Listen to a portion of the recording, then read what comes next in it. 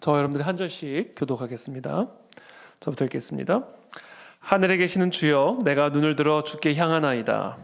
상전의 손을 바라보는 종들의 눈같이, 여주인의 손을 바라보는 여종의 눈같이 우리의 눈이 여호와 우리 하나님을 바라보며 우리에게 은혜 베풀어 주시기를 기다리나이다. 여호와여, 우리에게 은혜를 베푸시고 또 은혜를 베푸소서. 심한 멸시가 우리에게 넘치나이다. 안일한 자의 조소와 교만한 자의 멸시가 우리 영혼에 넘치나이다. 아멘.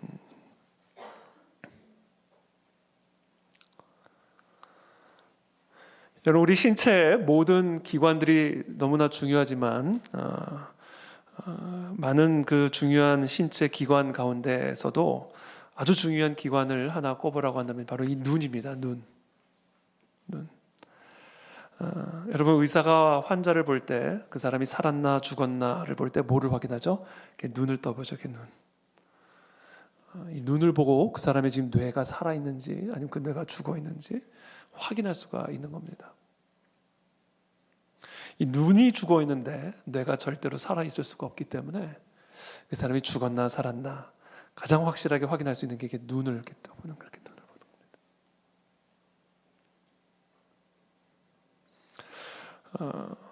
그런 의미에서 이 눈 관리는 곧 뇌 관리입니다. 사실 이 눈이라고 하는 이 기관이요, 태아에서 뇌로부터 떨어져 나온 기관이 눈이 된다고 해요. 사실 눈과 뇌는 원래 하나의 기관이었던 겁니다. 그래서 이 눈과 뇌는 우리가 떼어놓고 생각할 수 없는 관계입니다. 저와 여러분들의 눈이 좋아지시기를 축복합니다. 그럼 뇌가 좋아질 줄을 믿습니다. 저는 지금 안경을 끼고 있기 때문에 뇌 상태가 어떤지 잘 모르겠습니다. 그렇기 때문에 우리가 이 눈을 통해서 꾸준하게 뇌를 자극할 수가 있게 되고, 그래서 이 눈을 통해서 우리의 뇌를 꾸준하게 운동을 시키면, 자극을 시키면 우리 치매 예방에도 큰 도움이 된다라는 그런 보고가 있습니다.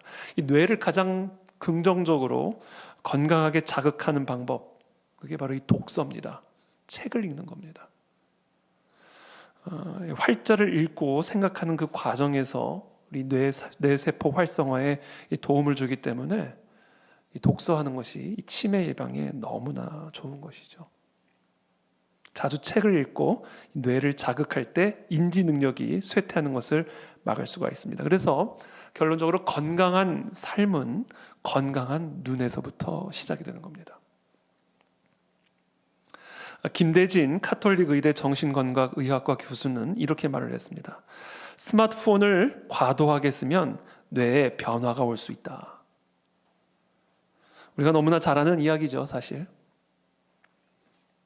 이 김대진 교수는 이 스마트폰의 과도한 사용과 관련된 이 뇌의 연결성 변화를 연구를 했는데, 그 결과 스마트폰을 많이 보는 청소년일수록 충동 조절, 억제, 이런 인지 조절에 관여하는 뇌의 영역인 안와 전두피질이라고 하는 것과 또 주의 집중력에 관여하는 배측 대상 회피질 간의 기능적 연결성이 떨어진다라는 사실을 발견했습니다. 그래서 이 스마트폰에 중독된 청소년들의 집중력이 그렇지 않은 청소년들의 집중력에 비해서 훨씬 떨어지게 되고, 충동 조절, 행동 조절이 안 되는 이유가 바로 우리가 바라보는 이 눈과 우리의 뇌가 직접적으로 연결이 되어 있기 때문에 그렇다는 것이죠.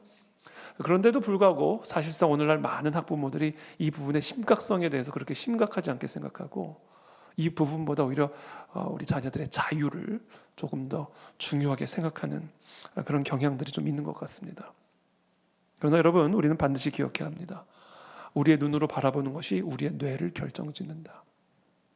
그래서 우리의 건강한 삶은, 우리의 건강한 뇌는 바로 건강한 눈에서부터 시작이 되는 것이죠. 자, 우리의 뇌는 단순히 우리의 생각에만 영향을 미치는 것이 아닙니다. 우리의 뇌는 우리의 생각과 우리의 정신을 지배합니다. 이 정신이 뇌에서부터 나옵니다. 그렇죠? 그러니까 우리의 눈은 우리의 뇌를 지배하고요. 우리의 뇌는 우리의 생각뿐 아니라 우리의 정신을 지배합니다.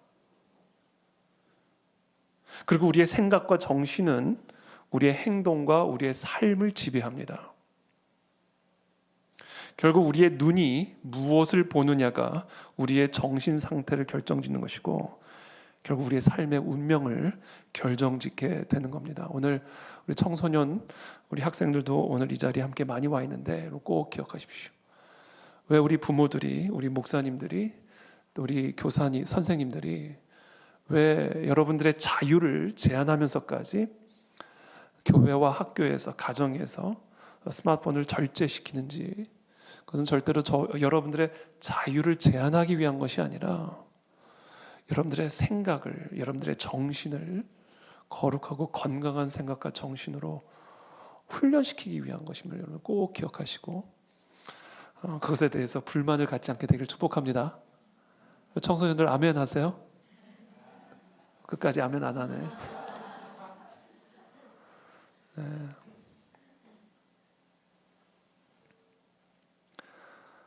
그래서 예수님이 이렇게 말씀하셨어요. 마태복음 6장 22절부터 23절까지 함께 읽겠습니다. 시작.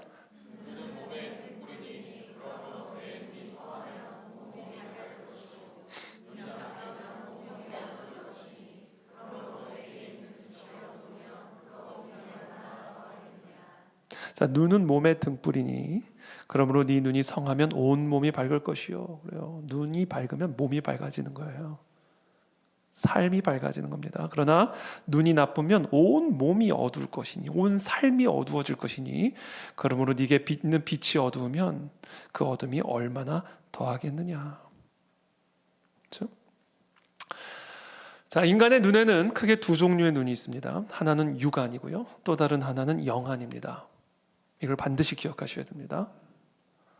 그렇다면 인간에게는 왜 두 종류의 눈이 주어졌을까요? 첫째, 모든 인간은 육체를 가지고 있기 때문이고요, 동시에 영혼을 갖고 있는 존재이기 때문에 그렇습니다. 인간이 단순한 육체로만 주어진 존재가 아니라 영혼이기 때문에 인간에게는 육안이 있을 뿐만 아니라 영안이 있는 거예요. 둘째, 또 다른 이유가 있습니다. 우리의 육체와 마찬가지로 우리가 살아가는 이 세상도 영적인 세계와 육적인 세계, 두 종류의 세계로 존재하고 있기 때문에 그렇습니다. 그렇기 때문에 모든 인간에게는 육적인 세계를 볼 수 있는 육안이 필요하고 그와 더불어 영적인 세계를 볼 수 있는 영안이 우리에게 주어져 있는 겁니다. 이런 걸 반드시 기억하셔야 돼요. 우리는 육안으로만 보는 게 아니에요. 육안과 영안으로 우리는 육적인 세계와 함께 영적인 세계를 보면서 살아가도록 지음받은 존재입니다. 그런 의미에서 이 세상을 육안만 가지고 살아가는 사람은 사실상 소경입니다. 왜냐하면 육안만을 가지고 살아가는 사람은 결코 영적인 세계를 볼 수가 없기 때문이에요. 그리고 영적인 세계를 볼 수 없는 사람은 사실상 육적인 세계 역시 제대로 볼 수가 없습니다. 보고 있다고 생각하지만 제대로 보고 있는 게 아니에요. 왜냐하면 육적인 세계는 영적인 세계의 지배를 받고 있기 때문에. 이 육적인 세계는 영적인 세계의 지배를 받고 그 영적인 세계의 종속이 되어 있기 때문에 영적인 세계를 볼 수 있는 영안이 닫혀 있는 사람은 사실 육적인 세계도 제대로 보고 있는 게 아니에요. 그래서 그 사람이 아무리 육적인 세계를 자세하게 들여다보고 있을지라도 사실상 소경이나 다름이 없는 겁니다. 그래서 그와 같이 영안이 열려있지 않은 사람의 마음과 생각과 정신은 그 영안이 닫혀있기 때문에 당연히 흑암에 갇혀 있을 수밖에 없는 것이고 그의 행동과 삶 역시 완전한 결박에 묶여 있을 수밖에 없는 거예요. 저는 저 여러분들 모두의 영안이 더 선명하게 열리게 되기를 축복합니다. 그것이 더 선명하게 열리기를 갈망하시기를 축복합니다. 오늘 이 밤에 저와 여러분들의 희미한 영안들이 깨끗하게 열려지게 될지어다. 그래야 우리가 육적인 세계도 제대로 볼 수가 있는 사람이 되는 겁니다. 영안이 열려야 됩니다. 그래야 생각이 깨어납니다.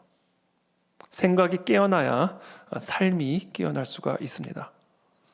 자, 오늘의 주제는 그렇다면 어떻게 해야 우리의 이 굳게 닫힌 영안이 열릴 수 있을까요?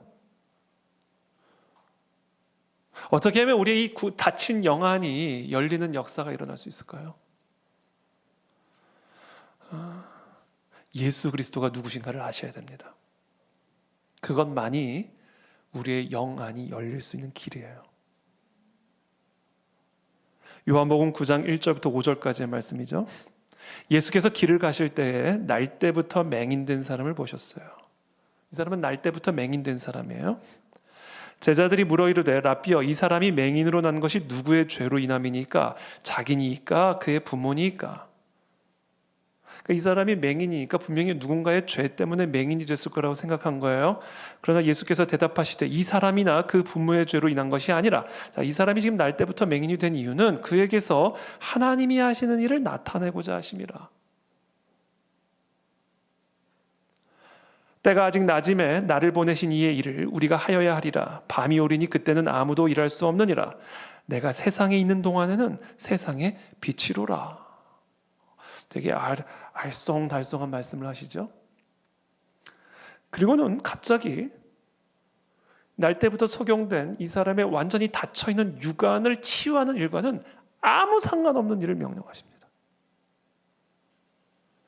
땅에 침을 뱉어 진흙을 이겨 그의 눈에 바르시고 이르시되 실로암 못에 가서 씻으라 하시니, 실로암은 번역하면 보냄을 받았다는 뜻이라. 이에 가서 씻고 밝은 눈으로 왔더라. 여러분, 진흙에 침을 뱉어가지고요, 땅에 침을 뱉어가지고 진흙을 이긴 다음에 그것을 그 사람의 눈에 바르는 게 그 사람의 육안을 여는 것과 무슨 상관이 있어요? 아무 상관 없습니다.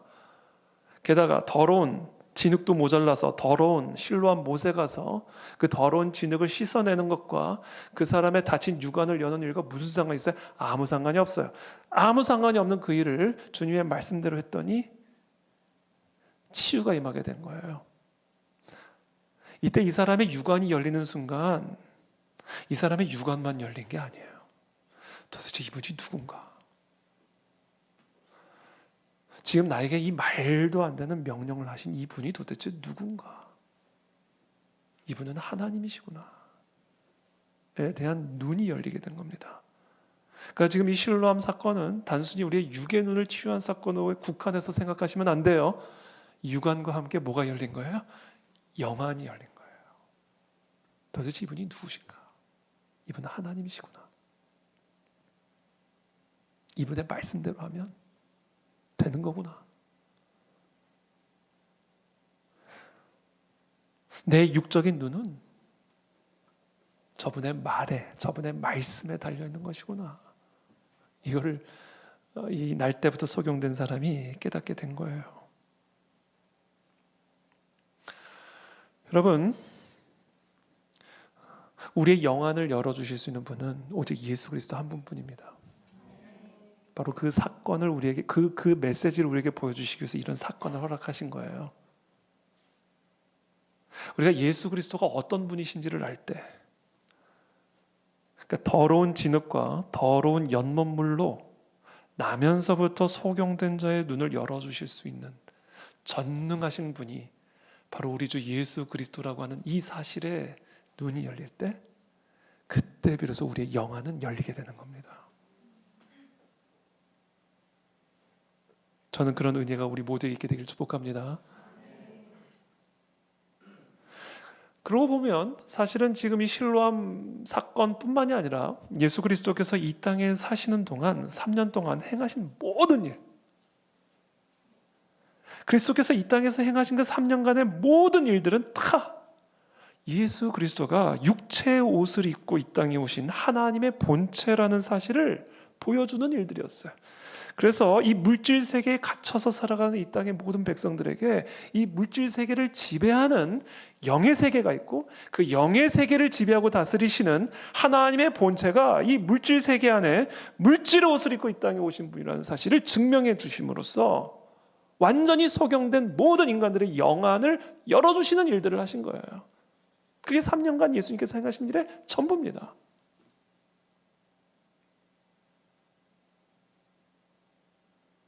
광풍이 몰아닥쳐서 배가 뒤집힐 지경에 이르자 예수님께서 말씀 한마디로 잠잠하라 꾸짖으시니까 그냥 파도가 잠잠해지는 거예요.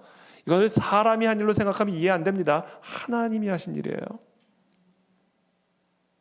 그때 사람들이 도대체 그가 누구이기에 바람과 바다도 순종하는가? 눈이 열린 거야. 이분은 사람이 아니다. 사람의 옷을 입고 오셨지만 이분은 하나님이시다. 그 무서운 물질 세계를 지배하는 영의 세계가 바로 이분의 지배와 통치하에 있음을 보게 된 거예요. 그때 영안이 열리는 겁니다. 예수님이 부활하신 이후에 예수님의 모든 제자들을 다 만나셨는데 그때 마침 도마가 없었어요. 도마에게 예수님 부활하셨다 그랬더니 내가 직접 그분을 보기 전까지는 믿을 수가 없다. 부활하신 예수님이 도마의 눈앞에 나타났습니다. 도마가 옆구리에 그 찔린 창자국에 손가락을 집어넣어 보죠. 그리고는 이렇게 말합니다. 도마가 대답하여 이르되 나의 주님이시요 나의 하나님이시니이다. 도마의 영안이 비로소 열린 거예요. 아니 어떻게 죽은 자가 다시 살아나? 그건 불가능한, 말도 안 되는 일이지. 육안만 가지고 살아가는 사람들은요, 예수 그리스도의 부활은 말이 안 되는 얘기예요. 그러나 예수님의 그 옆구리에 손가락을 집어넣어 보는 순간 영안이 열린 거예요. 이분 하나님이시구나. 여러분, 예수 그리스도는 인간의 육체의 옷을 입고 이 땅에 오신 하나님의 본체, 이 사실을 우리가 마음의 중심으로 받아들여야만 이 성경에 기록된 모든 하나님의 역사들을 이해할 수 있는 눈이 열리게 되고요. 그때 우리의 육적인 세계를 지배하고 있는 그 영적인 세계를 바라보는, 그 영적인 세계를 지배하시는 하나님의 손길을 볼 수 있는 눈이 열리게 되는 거예요. 사실 우리가 다 도마와 같은 입장에 서 있죠. 부활하신 예수님을 만난 적도 없고 본 적도 없어요. 그래서 예수님께서 자신의 옆구리에 손가락을 집어넣으면서 주님은 하나님이시군요. 영안이 열린 도마를 향하여 한 말씀을 덧붙이십니다. 예수께서 이르시되 너는 나를 본고로 믿느냐? 보지 못하고 믿는 자들은 복되도다 하시니라. 여기서 말하는 보지 못하고 믿는 자들은 어떤 자들일까요? 본 자들의 기록을 보고 믿는 자들이에요.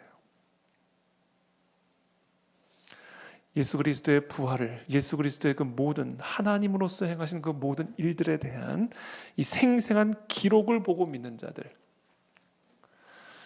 그와 같은 자들은 복되도다. 주님 예수님 말씀하시는 겁니다. 여러분, 예수 그리스도께서 이 땅에 머무신 동안 행하신 그 모든 일들, 그리고 그 일들에 대한 모든 기록은 영적으로 소경된 우리들의 영안을 열어주는 빛입니다. 저는 저 여러분들이 하나님의 말씀을 읽고 묵상할 때마다 성령의 빛이 저 여러분들의 심령 가운데 비추어져서 우리의 희미해지는 영안들이 열리게 될 줄을 믿습니다. 그래서 우리가 주 야로 하나님의 말씀을 사랑해야 되는 거예요. 이 말씀이 우리의 빛을 비추어줘요.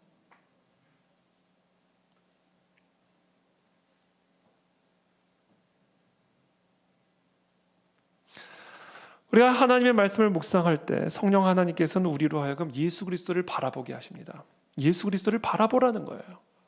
죽음을 이기시고 부활하신 후에 승천하셔서 지금 하나님의 보좌 우편에 앉으셔서 지금 온 하늘과 온 땅의 모든 권세를 가지시고 온 세상을, 온 우주 만물을 다스리고 통치하고 계시는 그 영적인 현실을 보라 이거예요.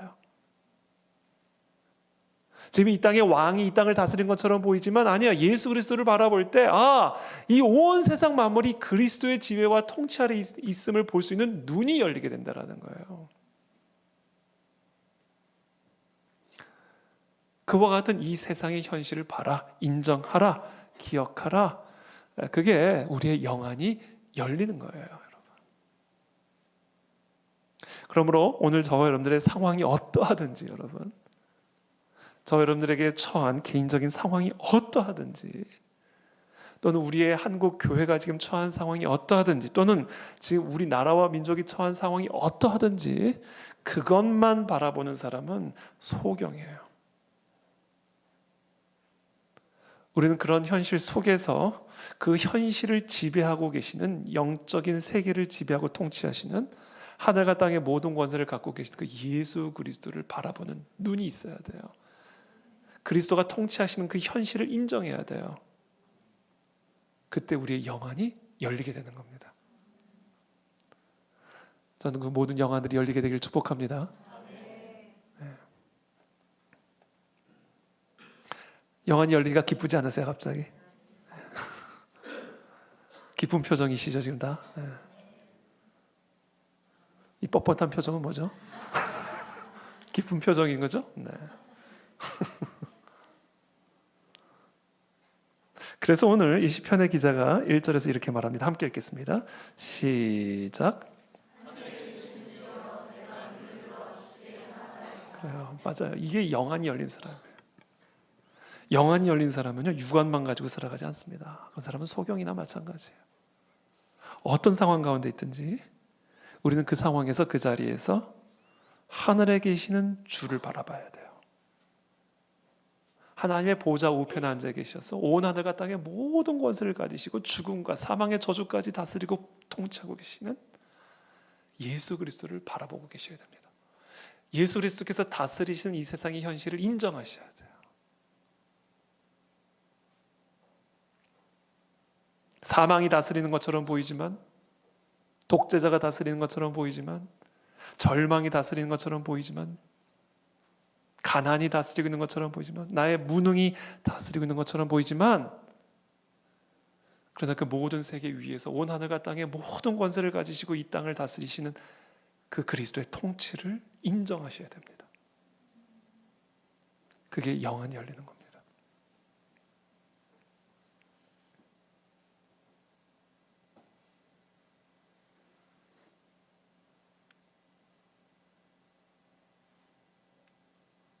여러분, 우리가 그와 같은 영적인 현실을 알면, 지금 우리의 육안으로 보이는 현실이 어떠하든 이 세상은 주께서 다스리고 계신다. 이 세상의 왕이 누구든, 이번 4월 10일 총선을 통해서 어떤 사람들이 국회에 들어가든 그리스도가 왕이시다. 우리는 그와 같은 영적인 현실에 우리의 눈이 고정되어 있어야 돼요. 그래야만 우리의 육안으로 보이는 이 세상의 현실, 우리의 삶의 현실 때문에 요동하지 않을 수가 있어요.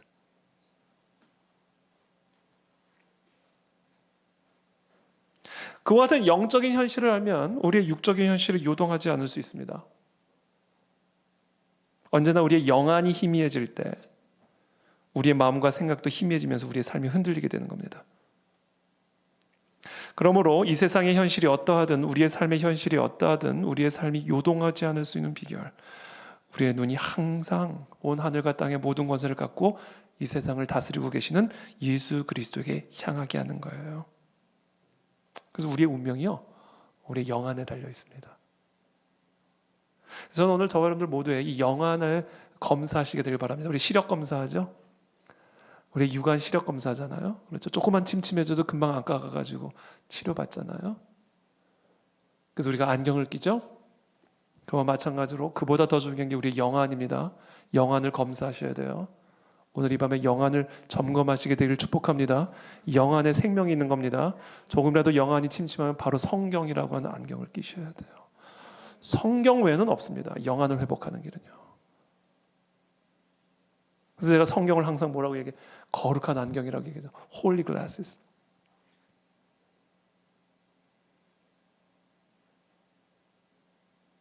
자, 2절 말씀 또 함께 읽겠습니다. 시작.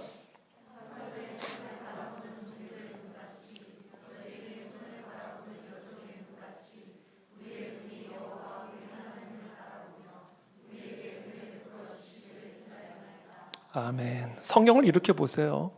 상전의 손을 바라보는 종들의 눈처럼 성경을 보십시오. 여주인의 손을 바라보는 여종의 눈처럼 성경을 보십시오. 그때 저와 여러분들의 영안이 열리게 될 것입니다. 그래서 여러분, 정말로 절망 가운데 있는 분들은요, 딱 문 걸어 잠그고 방에서 성경만 읽으세요. 그럼 영안이 열립니다. 그럼 생각이 열리고 삶이 열립니다. 제가 여러분들의 기적을 경험할 수 있는 비결을 가르쳐 드리는 거예요. 상황이 답답할수록, 우겨싸움을 당할수록 성경만 보십시오, 여러분. 아니, 성경만 봐서 어떻게 해요, 하나님이 아니라 어떻게 해요, 목사님? 성경만 보세요. 성경만 보세요, 여러분. 그 영안이 열립니다. 영안이 열리면 생각이 열리고 삶이 열립니다. 이 하나님의 약속이에요. 지금 오늘 그렇게 하라는 거예요. 상전에 손 보는 것처럼, 상전에 손을 보는 종의 눈처럼 성경을 보라는 거예요.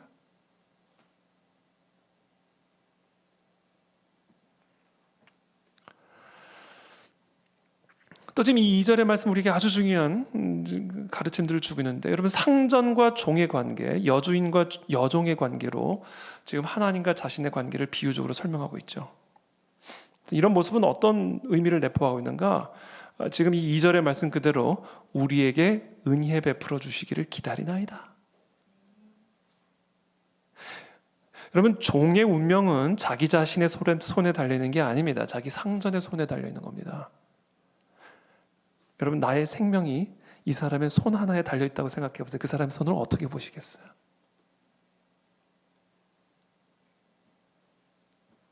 그러니까 지금 시편의 기자는 지금 내가 어떻게 지금 하늘에 계신 주를 바라보고 있느냐? 상전의 손을 바라보는 종들처럼 내가 지금 하늘에 계신 주님을 보고 있다. 여주인의 손을 바라보는 여종의 눈처럼 내가 지금 주님을 바라보고 있다. 이게 지금 어떻게 보는 건가? 나의 삶은 나에게 달린 게 아니라 전적으로 하늘에 계신 주의 손에 달려 있습니다. 그러므로 나는 오로지 주님의 일하심만을, 주님의 그 손의 일하심만을 바라보며 기다립니다. 지금 그런 태도로 지금 주님을 보고 있는 거예요.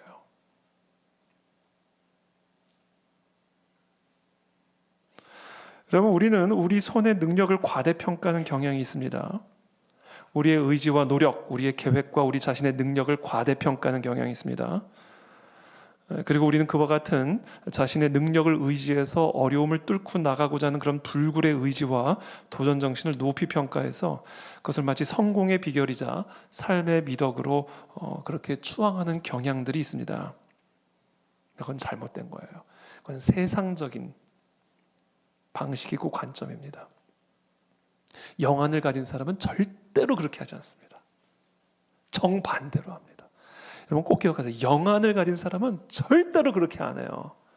자기 능력 의지하고 자기 능력을 가지고 불굴의 의지를 가지고 뭘 뚫어내고 이루어내고, 영안을 가진 사람은 절대로 그렇게 안 삽니다. 영안이 없는 사람은 그렇게 살아요. 너무 황당한 것은 그리스도인들도 그런 자세와 태도를 추앙하고 그것이 마치 올바른 영적인 태도인 양 생각하는 것이죠. 최근에 다른 교회를 다니는 대학생 청년 한 사람이 저를 찾아와서 만난 일이 있습니다. 저를 만나서는 자신의 계획, 자신의 그 비전을 나눠주는데 얼마나 아름답고 귀한 비전이었는지 몰라요. 근데 그러면서 하는 말이, 이 청년이 뭐라고 말을 하냐면, 목사님, 전 누가 뭐래도 반드시 이거를 해낼 겁니다. 어떤 방해와 도전이 있다 할지라도 저는 반드시 이 일을 해내고야 말 것입니다. 아주 그냥 눈에서 불이 나와요. 그래서 저도 당황해서 그래. 그래서 속으로는 good luck 이렇게 얘기했어요.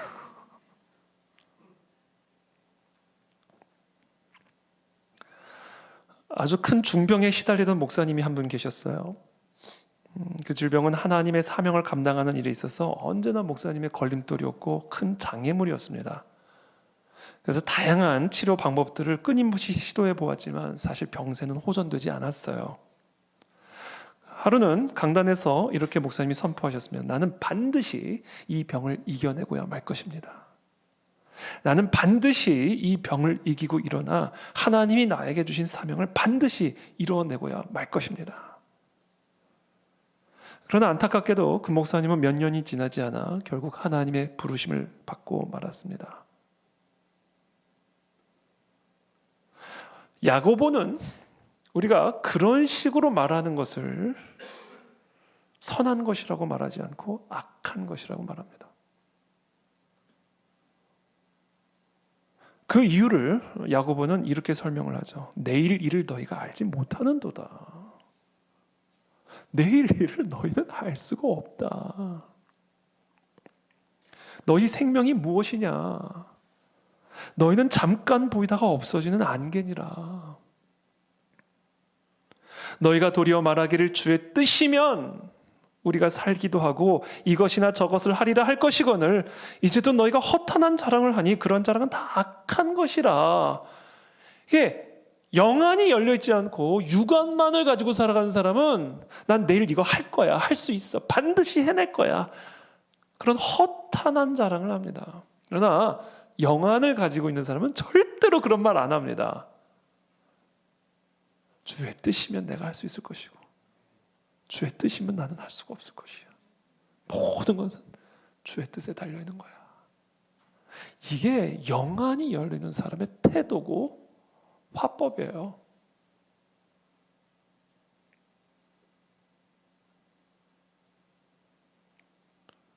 그 청년은 자신에게 달려있지 않은 일을 자신이 반드시 해내겠다고 말했어요. 그래서 그게 악한 거예요. 하나님을 부정하는 말이기 때문에 그래요. 하나님의 일을 하나님을 부정하면서 하겠다고 하니 그건 악한 거죠. 그는 이렇게 말했어야 합니다.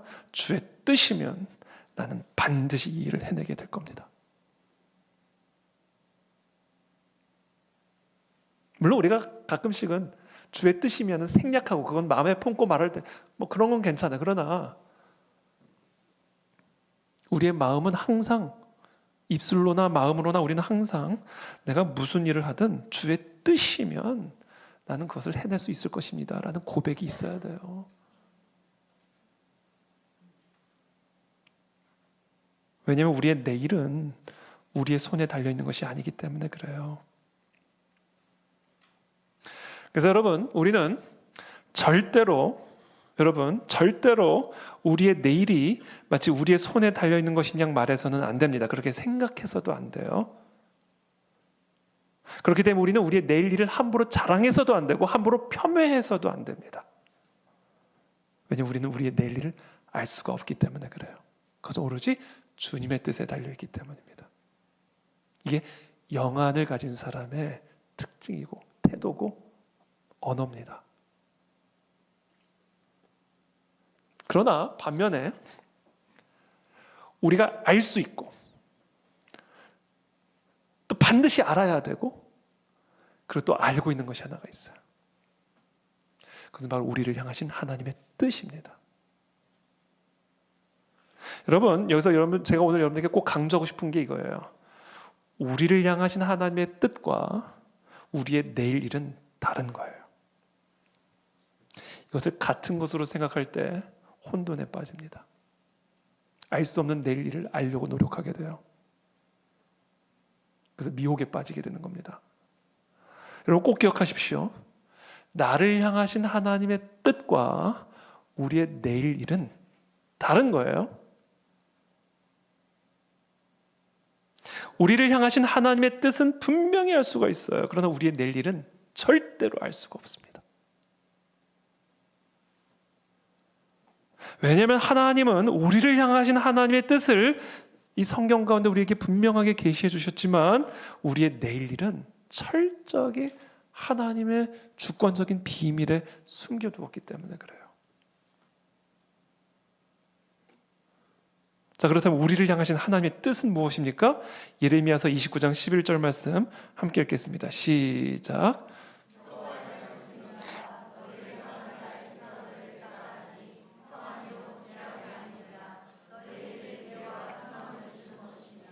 아멘. 자, 우리를 향하신 하나님의 뜻은요, 여러분들이 반드시 알고 있어야 되고 알아야만 합니다. 그거는 뭐예요? 재앙이 아니래요.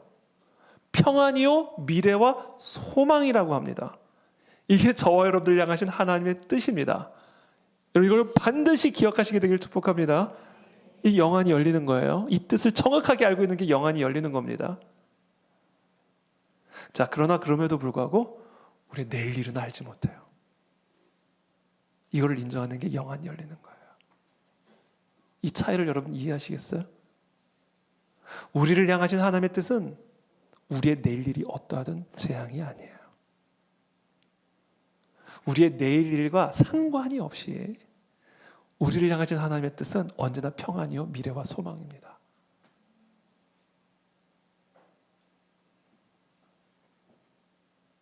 물론 우리를 향하신 하나님의 뜻은 희망일지라도 우리의 내일은 절망일 수 있어요. 절망의 연속에 나날일 수 있습니다.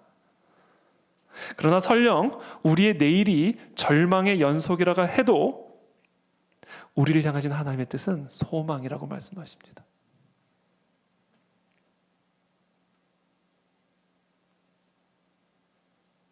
그래서 여러분, 우리를 향하신 하나님의 뜻을 알게 되면 우리의 내일이 무슨 일이 일어날지라도 그건 사실상 알 필요도 없고 걱정할 필요도 없어요. 왜냐하면 그 모든 절망이 결국 우리에게 소망이 된다라는 뜻이기 때문에 그래요. 이해되셨죠? 우리의 내일이 절망의 연속이랄지라도 우리를 향하신 하나님의 뜻은 재앙이 아니라 평안이요 미래와 소망이기 때문에 설령 우리의 내일이 절망의 연속이랄지라도 그는 절망이 아닌 거예요. 소망을 위한 절망이요 희망을 위한 절망이 되는 겁니다. 그렇기 때문에 우리는요 우리의 내일 일을 알 필요가 없어요. 알 필요가 없어요. 우리의 내일 좋은 일이 일어나든 나쁜 일이 일어나든 그것에 대해서 일말의 관심도 가질 필요가 없어요. 왜요? 우리를 향하신 하나님의 뜻은 재앙이 아니라 소망이요 미래와 평안이기 때문에 그렇습니다. 그렇기 때문에 하나님의 뜻, 나를 향한 하나님의 뜻과 우리의 내일 일을 여러분들이 결부시켜서 생각하시면 안 돼요. 그러면 하나님의 뜻에 대한 혼돈이 와요. 이건 철저하게 분리시키셔야 돼요. 하나님, 나를 향한 하나님의 뜻과 내일 일은 철저하게 분리시키고 우리의 내일 일을 철저하게 하나님의 뜻에 복속시켜야 됩니다. 그렇게 딱 복속시키는 순간 우리는 내일 일을 알 필요가 없어져요. 내일 일 때문에 염려할 일이 없어진다는 거예요. 그게 영안이에요, 여러분. 그게 영안.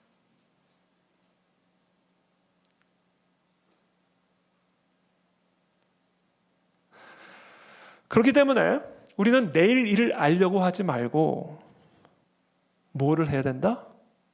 항상 예수님이 강조하시고 성경이 항상 강조하시는 거예요. 빌립보서 4장 4절 함께 읽겠습니다. 시작. 그러잖아요. 이거예요. 항상 좀 기뻐하라. 여기 좀이 빠진 거예요. 항상 좀 기뻐하라 이거예요.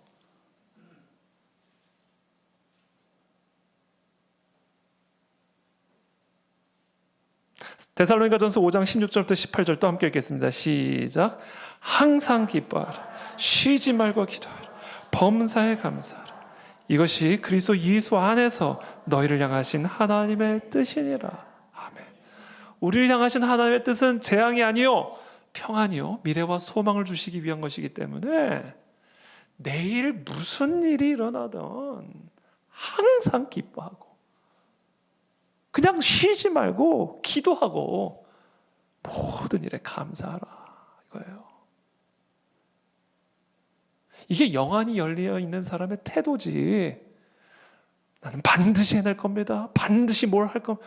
이건 영안이 열린 사람의 태도가 아니에요.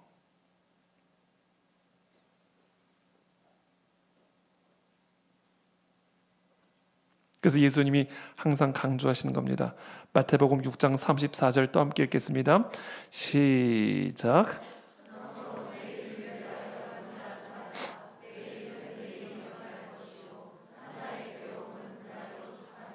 아멘.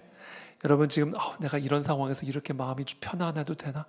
마음이 편안하셔도 됩니다, 여러분. 그게 너무나 정상적인 것이고 진짜 영안이 열려있는 사람에게서 나타나는 모습이에요. 아둥바둥하고 조바심 내고 이런저런 염려와 두려움에 사로잡혀서 이런저런 계획을 짜는 것이 그것이 영안이 열려있는 사람이 아닙니다. 내일 일을 걱정하지 않고 그냥 항상 기뻐하는 거. 나를 향하신 하나님의 뜻 안에 항상 감사하는 것, 그것이 영안이 열려있는 사람의 모습입니다. 저는 우리 모두가 그런 삶이 되기를 축복합니다.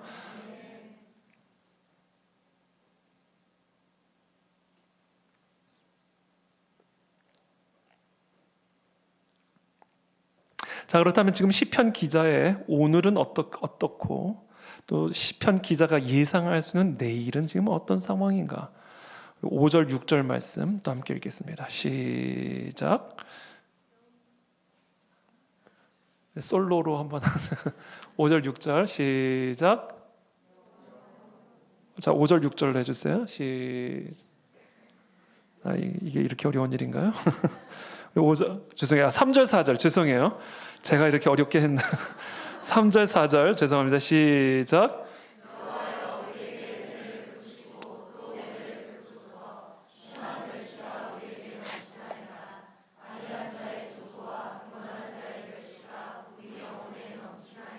아멘. 지금 시편 기자는요, 지금 심한 멸시와 교만한 자의 조소에 삼켜지고 있는 상황이에요. 지금 위기가 이렇게 넘쳐나고 있는 거예요. 계속 여러분 물에 빠져 보신 경험이 있으신지 모르겠습니다만, 이렇게 물이 넘쳐나는 거예요. 멸시가, 조소가, 절망이 넘치는 거예요. 지금 계속 이렇게 꼬르륵 꼬르륵 물에 잠겨지고 있는 그런 상황에 있는 것이죠. 지금 나의 오늘의 현실이 이러하니 나는 내일 반드시 죽을 거야. 충분히 그렇게 생각할 수 있는 상황이 지금 이 시편 기자의 상황입니다. 자, 그런 상황 속에서 시편 기자는 하늘에 계신 주님에게만 자신의 눈을 고정하고 있는 거예요. 자신의 내일을 상관없이 그냥 하나님만을 바라보고 있는 겁니다. 나를 향하신 하나님의 뜻만을 바라보고 있는 겁니다. 재앙이 아니요 평안이며 미래와 소망을 주기 위한 그와 같은 하나님의 뜻을 정확하게 바라보고 있기 때문에 자신의 내일이 어떠하든 자신의 내일과 내일의 삶을 지배하고 있는 하나님의 뜻, 주권만을 바라보면서 뭘 하고 있다? 하나님의 일하심을 기다리고 있는 거예요. 하나님의 일하심을 기다리고 있는 겁니다.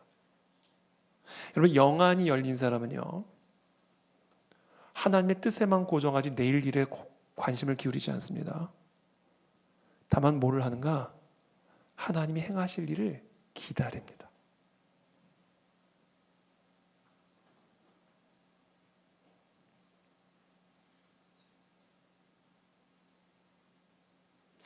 시편 기자는 지금 자신의 내일에 무슨 일이 일어날지를 궁금해하지 않고 그것 때문에 염려하지도 않고 그것 때문에 뭐 예언을 하는 사람 찾아다니지도 않고 자신의 내일은 아무런 상관이 없어요. 하나님의 뜻이 있기 때문에. 그러나 자신의 내일을 위해서 하나님이 행하실 일을 기다린다라는 거예요. 이 기다림, 이게 진짜 영안이 열려있는 사람의 모습입니다.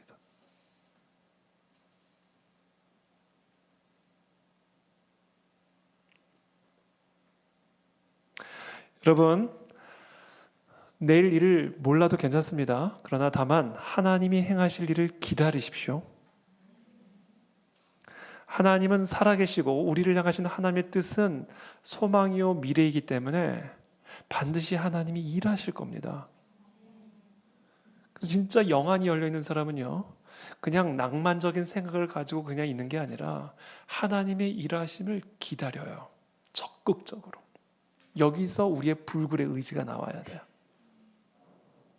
하나님의 일하심을 기다리는 이 기다림에 우리의 불굴의 의지가 집중되어야 됩니다. 여러분 꼭 기억하셔야 됩니다. 자, 그렇다면 우리가 하나님의 일하심을 기다리는 사람은 어떤 사람인가? 간략하게 세 가지만 말씀드리겠습니다. 첫 번째, 제가 지금 말씀드렸어요. 내일 일을 염려하지 말고 저와 여러분들을 향한 하나님의 뜻에 우리의 시선을 고정하는 겁니다. 두 번째,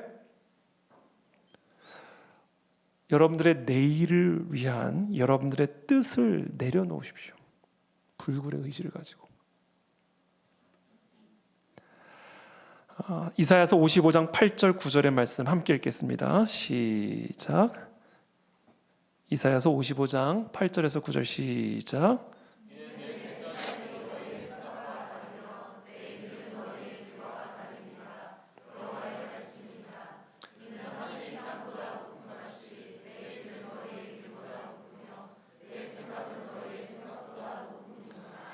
여러분, 영안이 열려 있어서 우리의 내일이 어떤 날이든 상관없이 우리를 향하신 하나님의 뜻에 정확하게 우리의 영적 시선이 고정되어 있는 사람은요, 내일 우리에게 행하실 하나님의 일을 기다려요.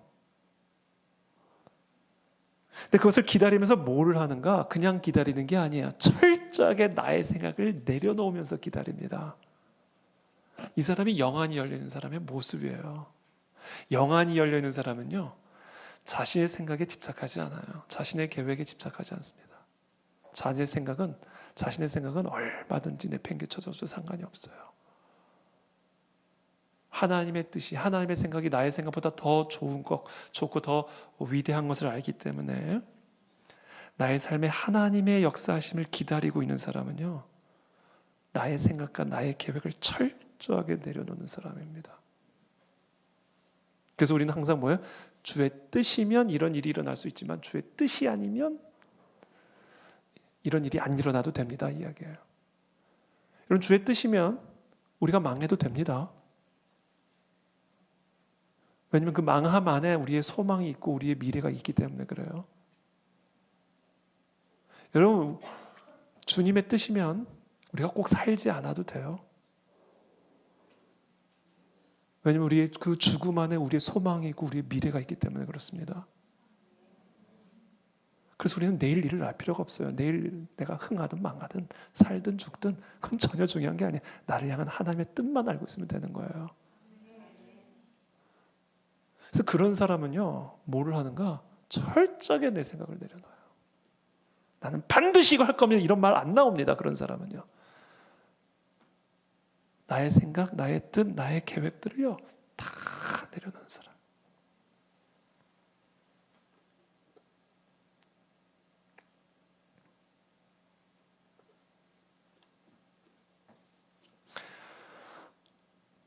그래서 예수님이 겟세마네 동산에서 하신 기도가 뭐예요? 나의 뜻대로 하지 마시옵고 아버지의 뜻대로 하옵소서. 거기서 아버지의 뜻이 뭐예요? 죽음이에요. 나의 뜻은 뭐예요? 사는 거예요. 예수님이 십자가에서 죽음을 당하시는 그 비참한 그런 비극적인 삶을 마감하실 때 그때 어떤 일이 일어납니까? 죽음을 이기는 그리스도의 권능이 나오잖아요. 여러분, 진짜 우리가 영안이 열린 사람들은요, 하나님이 행하실 일을 기대하는 가운데 철저하게 나의 뜻, 나의 계획들을 내려놓는 사람입니다. 그래야 하나님의 일을 제대로 기다릴 수가 있는 거예요. 세 번째, 우리가 이 하나님의 일을 기다릴 때 철저하게 나의 뜻을 내려놓고 나의 계획을 내려놓고 나의 뜻대로 하지 마시옵고 아버지의 뜻대로 하옵소서라고 기도하면서 동시에 마지막으로 세 번째, 조급함을 버리고 하나님의 일하심을 기다리셔야 됩니다. 진짜 기도하는 사람은요, 항상 참아야 돼요. 말하고 싶을 때 참아야 돼요. 영안이 열려있는 사람은요, 끊임없이 이 마음 안에 참는 게 있어야 돼요. 왜냐하면 이게 조급해지거든요. 진정한 기도의 사람은요, 딱 기도하는 그 자리에서 기도가 끝나지 않아요. 기도한 이후부터 하나님의 일하심을 기다리면서 계속해서 하나님과 호흡하고 하나님과 대화 나누면서 하나님 말할까요? 말까요? 하나님 갈까요? 설까요? 하나님이 할까요? 하지 말까요? 끊임없이 하나님과 대화를 나누면서 주의 뜻대로 행하려고 하기 때문에 끊임없이 참는 일들이 있어요, 내 안에. 이거를 말을 할까 말까? 말하지 말자. 이거를 보낼까 말까? 보내지 말자. 이거를 행할까 말까? 행하지 말자.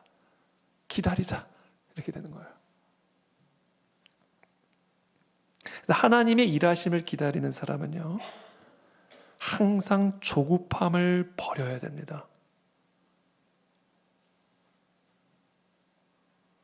그럼 조급함을 버리면서 뭐를 해야 되는가?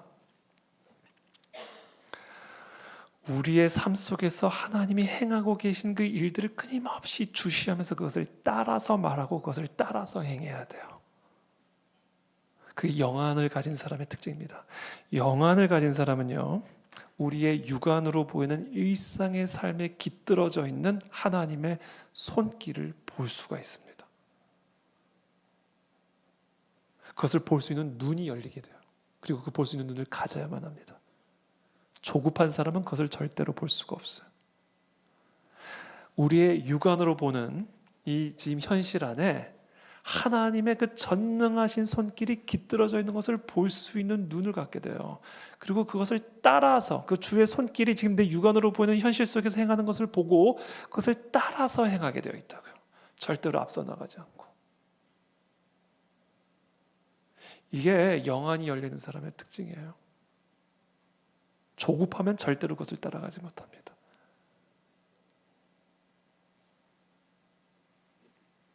저는 저와 여러분들에게 질문하고 싶어요. 지금 그렇게 답답한 상황 속에서, 그렇게 위기가 넘쳐나는 그런 상황 속에서 너무나 조급하게 행동하고 있지는 않은가? 하나님보다 앞서서 행하고 있지는 않은가? 여러분, 그 순간에 몰라야 되면 무조건 스탑. 무조건 스탑하시고, 지금 이 육안으로 보는 내 현실 속에서 지금 하나님의 손길부터 확인하셔야 돼요. 지금 하나님이 무슨 일을 하고 계신지를 볼 수 있는 눈이 열려야 돼요.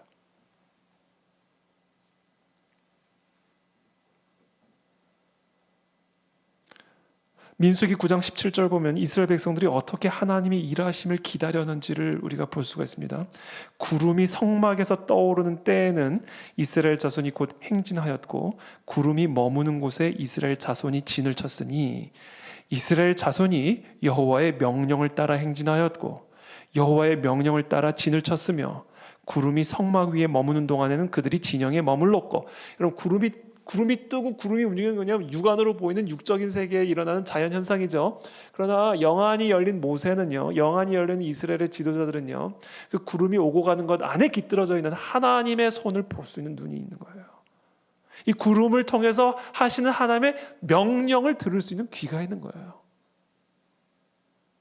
이런 영적인 감각들이 우리 안에 깨어나야 됩니다. 구름이 딱 뜨니까 오늘 비가 오려나?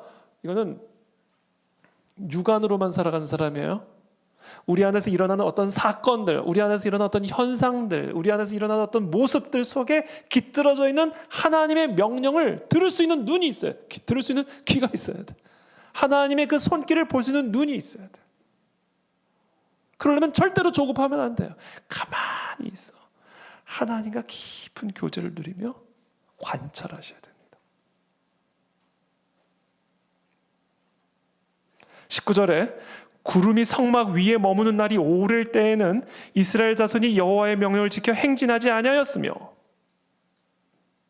한시가 급한데 구름이 성막에 그냥 머물고 있을 때에는요, 그것이 아무리 오래 있어도 그냥 기다리는 거예요. 조급한 사람은 절대 이렇게 못합니다. 20절에 혹시 구름이 성막 위에 머무는 날이 적을 때에도 그들이 다만 여호와의 명령을 따라 진영에 머물고 여호와의 명령을 따라 행진하였으며. 그러니까 구름을 통해서 여호와의 명령을 보고 듣고 있는 거예요. 지금 이게 영안이 열려 있는 겁니다. 21절에 혹시 구름이 저녁부터 아침까지 있다가 아침에 그 구름이 떠오를 때에는 그들이 행진하였고 구름이 밤낮 있다가 떠오르면 곧 행진하였으며 이틀이든지 한 달이든지 심지어 1년이든지 구름이 성막 위에 머물러 있을 동안에는 이스라엘 자손이 진영에 머물고 행진하지 아니하다가 떠오르면 행진하였으니. 우리의 육안으로 볼 수 있는 이 육적인 세계 안에 깃들어져 있는 하나님의 주권적인 손길을 볼 수 있고 들을 수 있는 눈과 귀가 열려 있어야 됩니다. 그러려면 어떻게 해야 돼요? 매일 골방에 들어가셔야 돼요. 우리의 눈이 항상 하나님의 말씀을 가까이 하셔야 됩니다. 그래 우리의 영안이 선명하게 열려 있어야 우리의 육안으로 보는 이 세계 안에 하나님의 손길이 깃들어져 있는 것을 볼 수 있는 눈이 열리는 거예요. 전 질문하고 싶어요. 지금 여러분 그걸 보고 있는가? 그것을 보면서 사업하고 있는가? 그것을 보면서 미래를 계획하고 있는가? 그것을 따라 우리의 인생을 걸어가고 있는가? 아니면 전혀 그것을 보지 못하고 그냥 조급해요. 내일 일을 염려하며 그 내일 일에 삼켜져 있지는 않은가? 열왕기상 18장에 보면 엘리야, 하나님의 사람 엘리야의 이야기가 나오죠. 엘리야가 아합에게 이르되 올라가서 먹고 마시소서, 큰 비소리가 있나이다. 가뭄이었어요. 이스라엘에 가뭄이 왔다고요. 오랜 시간 가뭄이 있었다고요. 그러니까 엘리야가 산 위에 올라가 가지고 기도를 했어요. 하나님, 이제 비구름을 허락하여 주십시오. 아무리 기도를 해도 비구름이 떠오르질 않아요. 7번을 올라가고 7번을 넘어서는, 완전수죠. 7번을 넘어서는 8번째 올라가서 다시 확인을 시켰을 때, 그때 비로소 정말로 손바닥만한 비구름이 떠오르는 것을 보게 됩니다. 그게 사인, 구름의 사인이에요. 하나님의 손길이 육적인 세계 안에 깃들여져 있는 것을 보게 된 거예요. 이제 됐다. 하나님의 사인이 왔다. 구름을 통해 본 거예요. 그리고는 엘리야가 아합에게 말하는 겁니다. 올라가서 먹고 마시소서, 큰 비소리가 있나이다.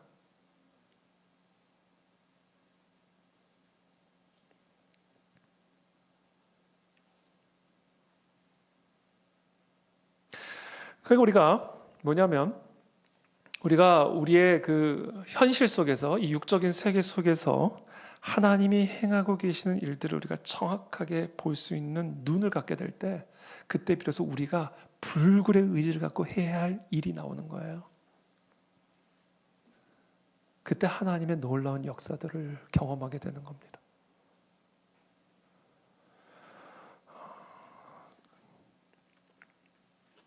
그 대표적이었던 사람이 다윗이죠.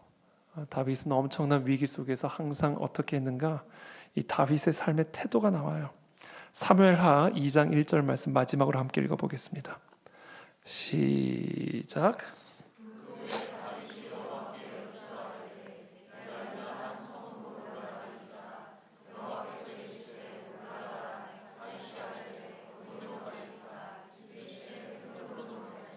그렇죠. 다윗은 지금 엄청난 사실상 위기 가운데 있는 겁니다. 위기 속에서 지금 다윗이 행한 일이 뭐예요? 여호와께 여쭈아뢰되 내가 유다 한 성읍으로 올라가리까? 질문을 하죠. 그랬더니 여호와께서 이르시되 올라가라. 다윗이 또 아뢰되 어디로 가리까? 이르시되 헤브론으로 가라. 골방에 들어가서 하나님과 이렇게 친밀한 교제와 대화를 나누는 가운데 하나님의 지시를 받아서 움직이는 거예요.